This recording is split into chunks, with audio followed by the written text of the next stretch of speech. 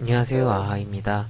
이번 영상은 전세대출 첫 번째 영상, 전세대출 종류를 알려드릴게요.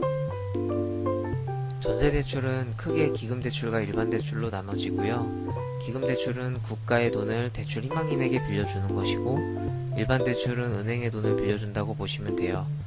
여기서 기금대출이 국가의 돈을 빌려주는 거라고 설명드렸는데, 그렇다고 국가로부터 직접 받는 것은 아니고 은행을 통해 대출을 받고 있습니다.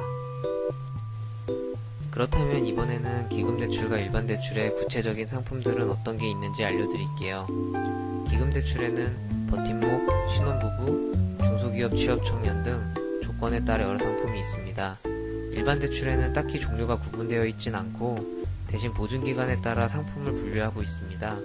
총 3군데의 보증기관이 있고 이 기관들로부터 보증서를 발급받아야 대출이 되는데, 여기에 추가로 보증기간 없이, 즉 보증서 발급 없이 진행 가능한 대출 상품도 있습니다. 2019년 현재 정부 정책으로 인해 다주택자 또는 고가주택 소유자 대상 전세 대출을 제한하고 있는데요. 그래서 이에 해당하는 사람들은 일반적인 전세 대출 상품을 이용할 수 없습니다. 다만 이금융권에서 보증서를 발급하지 않는 상품 중 다주택자에게 전세 대출을 해주는 것도 있고, 이 밖의 규제와 상관없이 대출을 진행하는 곳이 여럿 있습니다. 이런 대출 상품은 잘 알려져 있지 않기 때문에 찾긴 힘들지만, 규제 때문에 대출을 못 받는다, 이런 경우는 매우 드물다고 보시면 되겠습니다. 기금대출 중 제 영상에 나와 있는 3가지 상품이 가장 사람들이 많이 받고 있는 전세대출 상품이라고 보시면 됩니다.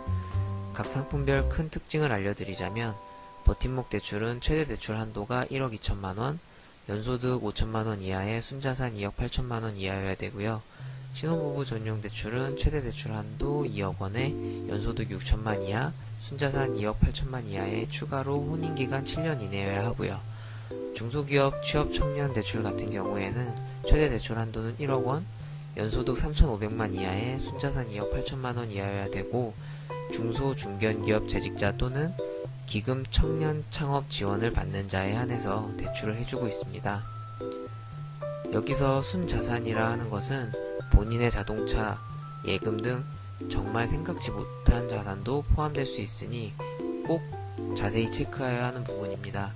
제가 기본적인 부분만 설명드렸고 이 외에도 세부 조건이 더 있으니 기금대출을 받고자 하는 분들은 해당 조건을 충족한다면 먼저 주택도시기금 사이트에 들어가 보거나 1금융권 은행에 문의해 보시면 됩니다. 대부분의 전세대출 프로세스를 보면 보증기관에 보증서가 수반돼야 대출이 실행되는 보증부 대출이에요. 보증기관이란 말 그대로 보증을 서주는 기관이라고 하시면 되고요. 기금전세대출은 주택금융공사나 도시보증공사의 보증을 받는데 기관별로 조건이 다르지 않습니다. 하지만 일반 대출은 기관별로 한도나 조건이 다 다릅니다. 이 3가지 보증기관의 가장 큰 장점을 보자면, 서울보증은 보증 한도를 안 보기에 전세가가 높은 경우 대출이 가능하다는 점, 그 다음에 주택금융공사는 임대인에게 대출 통지를 안 할 수 있어서 임대인 협조 없이 가능하다는 장점이 있으며, 주택도시보증공사 같은 경우엔 소득이 없어도 대출이 된다는 장점이 있어요. 일반 전세대출 역시 다른 세부 조건이 충족되었을 때 대출이 진행될 테니 가까운 은행에 방문하시거나 대출 상담사를 통해 자신의 조건에 맞는 보증회사 대출을 알아보시고 진행하시면 될 것 같네요. 여기서 상담사를 통해 대출을 진행해도 금리는 똑같으니 본인이 편한 쪽으로 알아보시면 됩니다. 마지막으로 금리를 보도록 할게요. 금리는 기금대출이 기본적으로 1에서 2% 정도 낮아요. 이는 은행에서 추가로 받는 가산금리가 일반 대출에 비해 낮기 때문인데요. 이 그림을 보시면 신혼부부 전용, 중소기업 취업 청년 전용처럼 특정 대상에게 혜택을 주는 경우 금리가 매우 저렴하고, 그 다음이 기금상품의 버팀목 대출입니다. 기금대출 중 가장 잘 알려져 있고 많은 대상이 받을 수 있는 대출이다 보니 조금 더 금리가 높은 것 같아요.